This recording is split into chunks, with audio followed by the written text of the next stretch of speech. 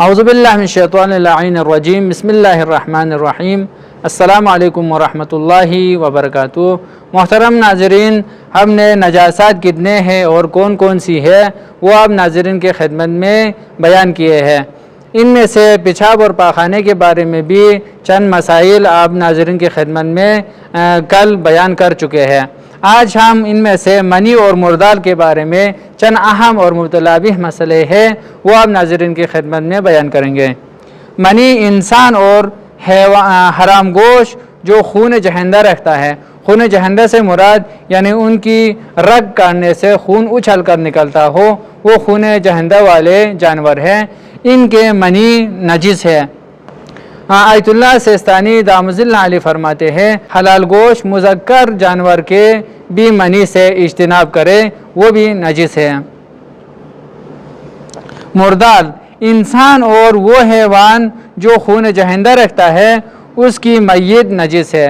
انسان کے بھی غسل میت کرنے سے پہلے ان کی میت نجس ہے، ہاتھ لگانے سے ہاتھ نجس ہوتے ہیں اور غسل مس میت واجب ہو جاتا ہے۔ جب ان کو مکمل طور پر 3 غسل دے کے فارغ ہو جاتے ہیں تو اس کے بعد وہ پاک ہو جاتی ہیں۔ وہ حیوانات جو خود بخود مر جائے یا ان کو غیر شرعی طریقے سے مار دیا گیا ہو، دونوں صورتوں میں وہ نجس ہے۔ اگر حلال گوشت جانوروں کو شرعی طریقے سے ان کو ذبح کرے تو اس صورت میں پاک ہے، لیکن اگر ان کو شرعی طریقے سے ذبح نہ کرے، خود بخود مر جائے یا ان کو غیر شرعی طریقے سے ان کو ذبح کرے تو اس صورت میں ان کی میت مردال ہے، نجس ہے۔ مچھلی جو خون جہندہ نہیں رکھتی ہے اگرچہ پانی میں مر جائے پھر بھی پاک ہے۔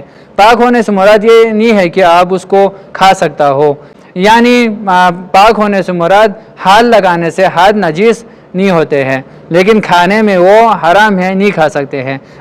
مردال کی وہ چیزیں جن میں جان نہیں ہوتی ہے پاک ہے۔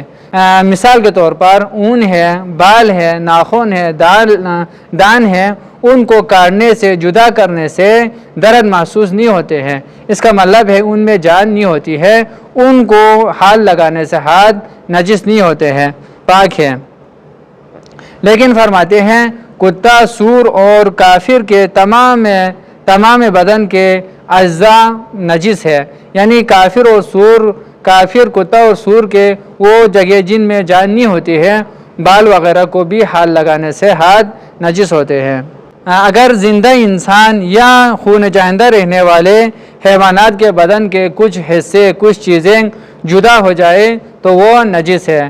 یہ ہوتا ہے کہ انسان کے کسی مجبوری کی وجہ سے ڈاکٹر نے اس کے کچھ اعضاء کو جدا کیا ہو یا حادثات میں جدا ہو جائے تو ان صورت میں اگرچہ وہ زندہ ہے پھر بھی اس کا جو یعنی جدا شدہ اعضاء ہے وہ نجس ہے۔ اور اسی طرح حیوانات کے زندہ حیوان کے کچھ اعضاء جدا ہو جائے تو وہ بھی نجس ہے، ہاتھ لگانے سے ہاتھ نجس ہوتے ہیں، ہاتھ دھونا پڑتا ہے۔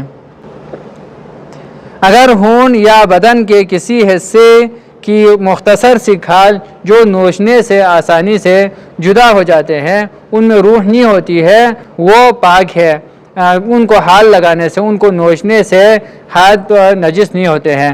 آپ نے دیکھا ہوگا بعض اوقات گرم چائے پینے کی وجہ سے یا گرم چیز کھانے کی وجہ سے خون سے کچھ کھال نکل جاتے ہیں، ان کو نکال دینے سے، ہاتھ لگانے سے وہ نجس نہیں ہے، ہاتھ نجس نہیں ہوتا ہے، یا کپڑے پر گر جائے تو کپڑا نجس نہیں ہوتا ہے۔ اللہم صلی علی محمد و آل محمد، والسلام ورحمۃ اللہ وبرکاتہ۔